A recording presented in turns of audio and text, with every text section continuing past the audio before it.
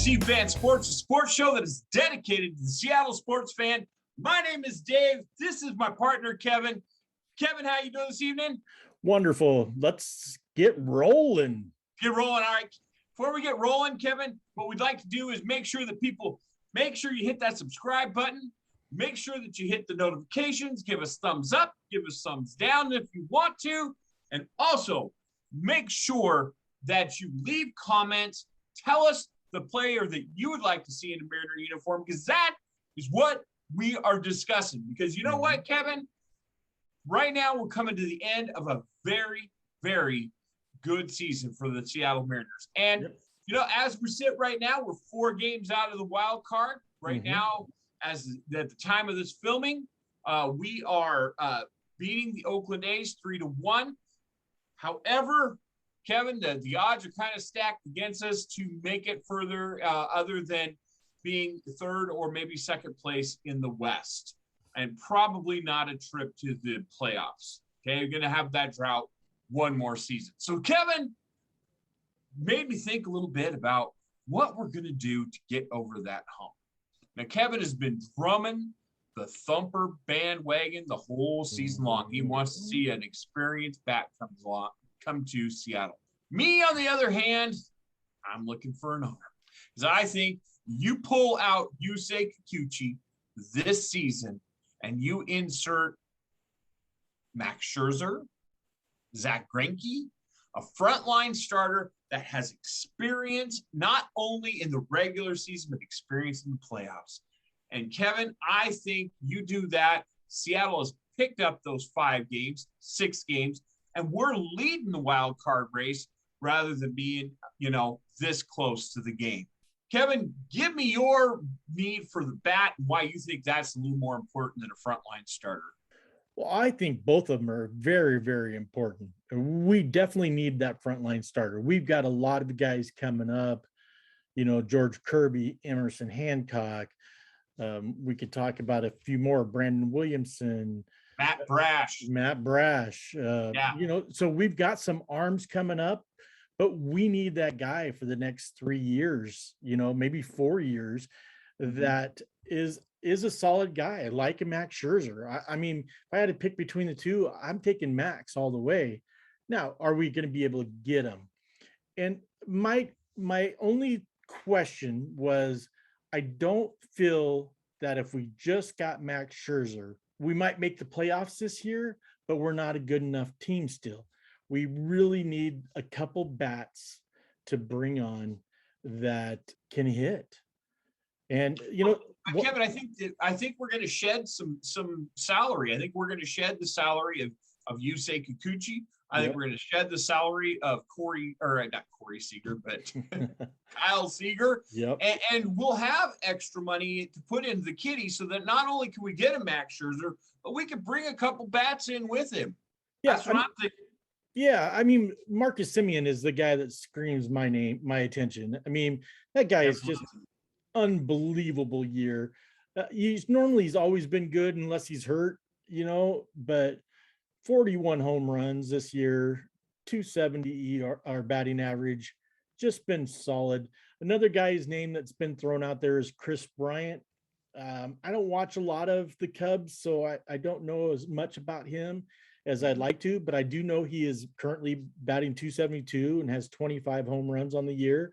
I would take that, but that isn't much difference than Kyle Seager. I mean, although he's batting 272, or Mitch Haniger. So would I rather spend, $100 million on Kris Bryant when we got Mitch Haniger already in sight, who's already hit more than 25 home runs, and who's, except for the month of August, has really been hitting well this year.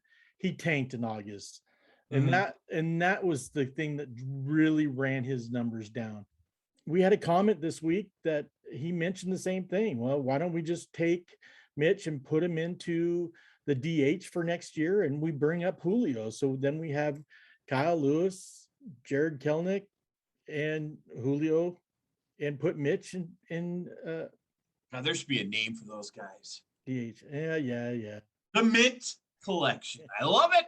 I knew you were going to say that. Every time I say it. and he was absolutely right. For the money we can get Mitch for next year, he was thinking probably $5 million on his last year of his, arbitration. So I think if we can get him for $5 million and he could still perform to what he is, he's could be better than Kris Bryant, maybe Whit Merrifield. I don't know, but I would like to see us go after somebody like a Marcus Semien. Well, I really feel that we're going to need a second baseman as well, because I have a feeling that they're going to move Toro to third, and that opens up that second base spot. So, well, yeah, true, but that's the spot of Ty France. So, well, there we go. We do have Ty, and we Evan White will be back. I don't know if he'll be back with the big league club. Yeah, because of his injury. We don't know yet. Well, Kevin, you take out Yusei and you insert, ace here, Max Scherzer, Zach Greinke, whatever that ace is. And then you follow them up with Marco and Logan. And I have a feeling we're going to make sure that we lock up Flexen for a little bit. Well, and, we got him next. And then insert player whatever in our fifth starter position. Maybe that's Emerson Hancock. Maybe that's a Matt Brash. Maybe that's because I love the Matt Brash. I'm sorry. That's my favorite. That's my favorite of them all. Or George Kirby. And the simple fact is, Kevin, at that point, you've got a 5-man rotation. And then whoever you don't put in the 5-man rotation, you can slide them into the bullpen. Maybe Brash is our closer of the future, or whatever that might be. Well, and like we talked about before, I mean, we got Ken Giles and Andreas Munoz still in our, on their injured reserves, and those guys are our closers next year. So I think we're looking good next year. I just really still believe we're missing that bat. I would love to add a Max Scherzer to our list, but he's not, in my opinion, as important as adding a couple more thumpers. Now, I would still love to have him. I just, I think that the attractiveness of the Seattle Mariners going into the 2022 season for somebody that's could take and build a legacy. I mean, Max Scherzer comes here and takes the Mariners to places that they have never been before. Right. There will be a monument out front for him. And I think that part, and I honestly think that is, in this time period of his career, is what's going to be most important. So I think we do have a shot at getting a Max Scherzer. If anything else, to make sure that he cements his legacy as a starting ace, somewhat like what Randy Johnson did when he went to Arizona. Right. He saw an up-and-coming team in Arizona, and he went there. And he elevated, even though it was with Curt Schilling, he still elevated that team and made it a World Series team. And I think that that's the type of cachet that Max Scherzer wants to go out on. And he might even take a little less so that we could go after a thumper, if you will. So, Kevin, the future is bright in Seattle. Yeah, and I wanted to say thank you to Robert Fleming, who actually sent that post in. Thank you, Robert. Because it really made me do some homework and look at Mitch in a whole new light that I wasn't really looking at. I was frustrated with him in the month of August. Well, Kevin, that's why we have the guys leave the comments below, because we will answer them. Yes, we will. All right, Kevin. I think we pretty much beat the Mariners with a lead spoon. So let's head. I do want to talk about a couple guys this week, and we probably need to mention a little bit about the upcoming schedule with the next 4 series that we have. I was just running right along, wasn't I? Sorry, Kevin. No, that's okay. We have to win these next 4 series, but let's talk about Jared Kelenic. I've been really picking and really being hard. I know he's still a rookie. Mm-hmm. I just expected a little bit more out of the guy, but this last week he batted 7 for 21 with a 333 batting average, 6 runs, 7 RBIs, 3 walks, 3 home runs, and just an absolute great week for Jared Kelenic. He has been, as advertised, amazing. Yeah, and then the other rookie that you've got penciled in as an ace of the future, Logan Gilbert on Sunday. Absolutely. What a game. 7 innings, 3 hits, 1 run, 1 walk, 5 Ks. Just a great, great performance. Yeah.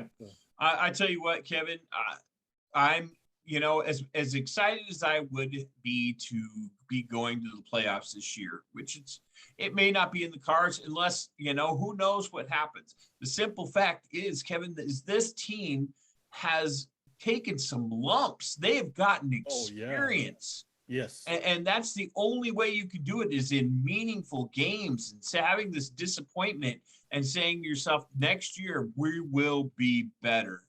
And yes. I think they're going to be a darling for a lot of people to be making them preseason or preseason favorites going into the year next year. So I really think it's exciting. Could not be more excited with the Seattle Mariners in 2022. Yep. So part of those people that are going to be coming up in 2022 are minor leaguers. And Kevin, let's take a quick trip through the minor leagues. Tell us what's going on in Tacoma. Well, Tacoma just won the AAA West Championship. Nice. They're at 72-42, and they lost on Sunday. That ended their 7-game win streak. They've got 9 games left in their season before they head to the playoffs. And so congratulations to Tacoma Rainiers. Nice. All right, Kevin, then things wrapped up in the Traveler land, but what was the final stat line look like for the Travelers? The Travelers had 2 wins last week and 4 losses. Their season's over. They came in 3rd place at 64-56, 5 games out of first place. But let's talk about 3 players. Gotcha. Julio Rodriguez, since his call up to AA on June 29th, is batting 362, 63 hits, 35 runs, 26 RBIs, 11 doubles, 7 home runs, and 29 walks. George Kirby, he ended his last game of the season Saturday the 18th, pitched 5 2/3 of an inning, 2 hits, no runs, 2 walks, 6 Ks, and he ended up AA with a 2.77 ERA. So congratulations, George Kirby. Yep. Brandon Williamson, another pitcher that is in our top 30. He had a game on Friday, the 17th, excuse me. He pitched 6 innings, 6 hits, 1 run, 1 walk, and 10 Ks. Again, Kevin, future is bright. Right. All right, Kevin. So I'd head back to Everett. How did Everett finish up this season? Well, they continue their crash course downwards the last few months. Crash course. They ended up with 4 losses last week, no wins. 2 games were canceled because of rain. They finished in 3rd place as well at 61-56, 7 games out. And 2 weeks ago, they were still in 1st place. So that's what I'm talking about. All right. Any notable Everett Aqua Sox we need to talk about? Not really. Really? Not that free fall. No. All right, Kevin. Let's go ahead head down to the Nuts. Tell us what the Modesto Nuts finished up with. Let me see if you can understand what's going on here. The Nuts ended up in 3rd place in their division. That sounds consistent. Yeah, sounds very consistent. 10 games out of 1st place at 64-51. Right. However, they had 5 wins last week and 1 loss. And one of the reasons they had 5 wins last week, and I've been talking about him every week, Corey Rozier, the outfielder, who was our 12th round pick of the 2021 draft, picked number 354. So a lot of people were picked ahead of this guy. He finished with a 390 batting average, 46 hits, 31 runs, 23 RBIs, 8 doubles, 3 triples, 3 home runs, 18 walks, and that was since his call-up August 1st. Kevin, in order to have a successful minor leagues, you have got to hit on some of those late round picks. Oh, yes. All right, Kevin. Man, I tell you what, again, impressive stuff in the minor leagues. We're going into an off season where we're going to be able to replenish be able to take some of these guys and work them out in winter ball. Real excited to see where they head going into spring training next year. Again, hopefully the big league team finishes strong, and the Tacoma Rainiers, they do their thing as well. So Kevin, we just got to win these next 2 series against Oakland and move ahead of Oakland to keep us from being third like everybody else. And then, we got 2 series against Anaheim. And so, I think we can win all 4 series. So we have to win. We have to win. We have to take care of our business. We got to take care of our business. Thank you. All right, Kevin. Well, unless you have anything further to say, we'll see you guys next week. Peace.